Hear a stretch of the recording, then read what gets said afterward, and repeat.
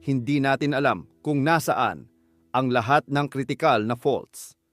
Si Dr. Marco Bonhoff mula sa GFZ, German Research Center for Geosciences, ay kakalabas lang ng nakababahalang pananaliksik noong Enero 2026. Sinabi niya, mayroong malaking bilang ng mga faults sa buong mundo na malapit nang matapos ang kanilang seismic cycle at kahit maliliit na karagdagang stress ay sapat upang pag-aktibuhin sila sa isang lindol ng mas maaga. Salin, ang earthquake clock ay tumitibok na sa maraming faults na alam natin at posibleng sa marami pang hindi natin alam. Narito ang isang bagay na maaaring makabiglang laki sa iyo. Ang climate change ay nagpapalakas ng posibilidad ng mga lindol.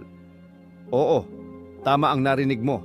Ang bagong pananaliksik na naipublish sa Seismological Research Letters ngayong 2026 ay naghahayag na ang global warming ay nagpapataas ng earthquake hazards sa pamamagitan ng pagtaas ng dagat. Habang tumataas ang level ng dagat, nagdadagdag ito ng hydrostatic pressure sa mga tectonic faults, lalo na sa mga coastal regions. At hulaan mo kung saan nakatira ang 40% ng populasyon ng mundo. Tama, sa mga coastal areas.